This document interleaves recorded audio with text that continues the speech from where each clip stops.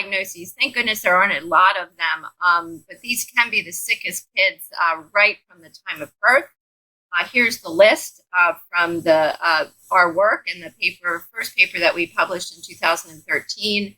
We can identify which of these subgroups of patients with these specific defects will be sick and be assigned a higher risk diagnoses. And most importantly is the care plan that we put in place once we decide or identify that these patients are likely to get sick in the delivery room. So let's look at some examples. This is hypoplastic left heart syndrome. This is pretty easy to see. The left side of the heart is missing. This should be the left ventricle. The mitral valve is atretic.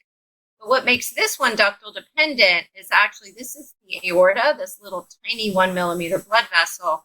And flow is going away from the spine, so reverse flow in the transverse arch from the ductus arteriosus. So this is a ductal dependent lesion. Obviously, this one needs prostaglandin and transfer, so this is automatically a medium risk patient. But in about 10% of babies with hypoplastic left heart syndrome, there's an additional restrictive or intact foramen that can potentially even get worse at the time of birth. And so now when we go back and try to look at the atrial septum, it's actually really hard to tell if there's flow going across or will that connection be adequate. So is this a medium or high risk patient? Those hypoplastic lefts with an intact atrial septum get sick very fast. Just as soon as ventilation starts, there's blood that goes into the lungs and then it can't get out. So you have rapid pulmonary edema. And unless you do something pretty quickly, you're going to get sick, acidotic, and hypoxic very quickly. So the literature tells us to look towards the pulmonary vein flow, which are representative of left atrial pressure in the fetus. And it's this pattern here in the bottom that suggests that baby's going to be in trouble. So this baby did have that pattern. And so this is one of our high-risk diagnoses. So what do we do for this at Children's National? The delivery room care. First off, easy, start prostaglandin. Our stabilization strategy is to really take total control of the circulation and to try to maximize oxygenation with intubation, sedation, and then paralysis right in the delivery room. Oxygen is used sparingly.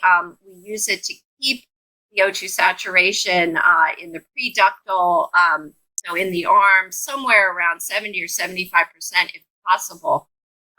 But really what needs, and then we have ECMO backup. The ones that have an intact atrial septum can get very sick very quickly. Ultimately, we prepare for the cath lab to happen as quickly as possible, and we go from the delivery room to the cath lab straight away. Here is a picture of a postnatal atrial septum intact. You can see in this cartoon why, if this was intact, why that blood just couldn't make it back to the circulation, why this kid would get so sick very fast. We use echo-guided and fluoroscopy-guided intervention. This is a very specialized blade catheter that can be put across the atrial septum to improve that connection. And then post-procedure, we have a relief of that pulmonary venous obstruction.